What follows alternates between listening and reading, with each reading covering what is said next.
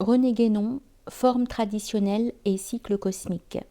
Chapitre 13, Sir Charles Marston, La Bible à dit vrai, version française de Luce Clarence. Ce livre contient avant tout, s'il est permis de s'exprimer ainsi, une excellente critique de la critique biblique, faisant parfaitement ressortir tout ce qu'il y a de partial dans ses méthodes et d'erroné dans ses conclusions. Il semble d'ailleurs que la position de cette critique, qui se croyait si sûre d'elle-même, soit aujourd'hui sérieusement compromise aux yeux de beaucoup, car toutes les découvertes archéologiques récentes ne font que lui apporter des démentis. Peut-être est-ce la première fois que de telles découvertes servent enfin à quelque chose, dont la portée dépasse celle de la simple érudition. Il va sans dire d'ailleurs que ceux qui savent vraiment ce qu'est la tradition n'ont jamais eu nul besoin de ce genre de preuves.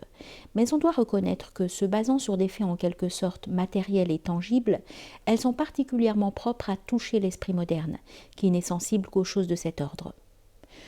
Nous noterons spécialement que les résultats acquis vont directement à l'encontre de toutes les théories évolutionnistes et qu'ils montrent le monothéisme aux origines mêmes et non point comme l'aboutissement d'une longue élaboration à partir d'un soi-disant animisme primitif. Un autre point intéressant est la preuve de l'existence de l'écriture alphabétique à l'époque de Moïse et même antérieurement, et des textes presque contemporains de celui-ci décrivent des rites semblables à ceux du Pentateuque que les critiques prétendaient être d'institutions tardives. Enfin, de nombreux faits historiques rapportés dans la Bible et dont l'authenticité était contestée se trouvent dès maintenant entièrement confirmés. Bien entendu, il reste encore à côté de cela beaucoup de points plus ou moins douteux, et ce qui nous paraît à craindre, c'est qu'on ne veuille aller trop loin dans le sens d'un littéralisme étroit et exclusif qui, quoi qu'on en puisse dire, n'a absolument rien de traditionnel au vrai sens de ce mot. Il est contestable qu'on puisse parler de chronologie biblique quand on remonte au-delà de Moïse.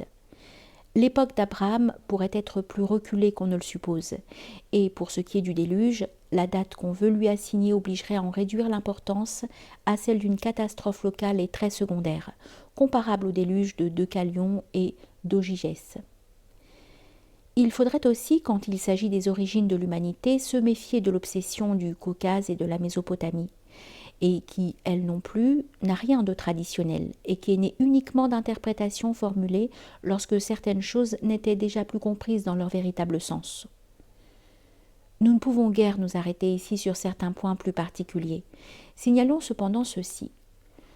Comment, tout en reconnaissant que Melchisédek a été tenu pour un personnage très mystérieux dans toute la tradition, peut-on s'efforcer d'en faire tout simplement le roi d'une petite ville quelconque, qui d'ailleurs ne s'appelait pas Salem, mais Jébus? Et encore, si l'on veut situer le pays de Madian au-delà du golfe d'Aqaba, que fait-on de la tradition suivant laquelle l'emplacement du buisson ardent se trouve dans la crypte du monastère de Sainte-Catherine, au pied même du Sinaï?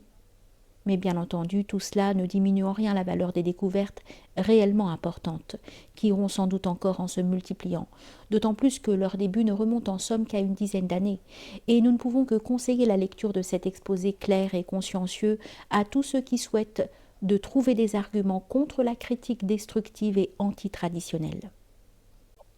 Nous sommes seulement obligés, pour terminer, de formuler une mise en garde à un autre point de vue.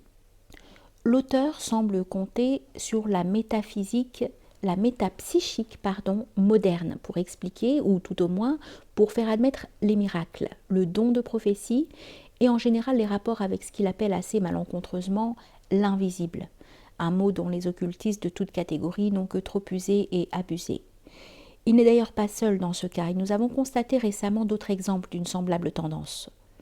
C'est là une fâcheuse illusion, et il y a même de ce côté un danger d'autant plus grand qu'on en a moins conscience. Il ne faudrait pas oublier que les ruses diaboliques prennent toutes les formes suivant les circonstances et témoignent de ressources presque inépuisables.